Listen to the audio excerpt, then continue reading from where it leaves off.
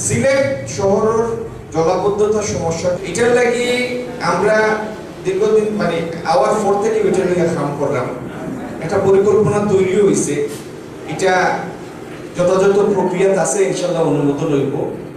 এই প্রকল্পটা একটা হইল প্রাকৃতিক খালগুন ধরে চিন্তা করা, নতুন কিছু জলাধার তৈরি করা, নতুন দুই একটা খাল তৈরি করা, সুরমার কিছু ড্রেজিং আছে। এই পানি যেন জমিয়া না থাকে, এরকম হঠাৎ অতিবৃষ্টি হইলে পানি ফলাই দেওয়া যায় তুলিয়া, ওটার লাগি জায়গায় জায়গায় কিছু হাই পাওয়ার পাম্প হয় যাতে এরকম পানি জমা মাত্র তুলিয়া আবার সুরমা ফাটাই। আচ্ছা, আর সুরমার দুই পা প্রায় 15 কিলোমিটার ইনো রাস্তা উঁচা করিয়া, রাস্তা উঁচা মানে এখান অটোমেটিক একটা বান হয়ে গেল, সুরমার লোক একটা বান, ইনো আর ফ্লাডর পানি আইতো নাই। যদি সুরমা উঁচা হয়ে যায় তাহলে বাইদিয়ার পানি আইতো নাই।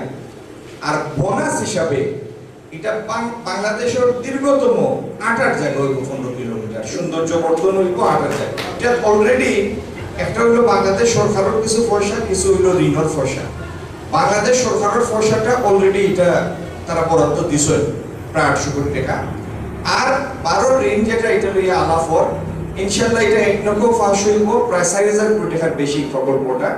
এটা দিয়া 4700 কোটি টাকা, এটা দিয়া সিলেট শহরের জলাবদ্ধতার সমস্যাটার ইনশাআল্লাহ স্থায়ী সমাধান হবে।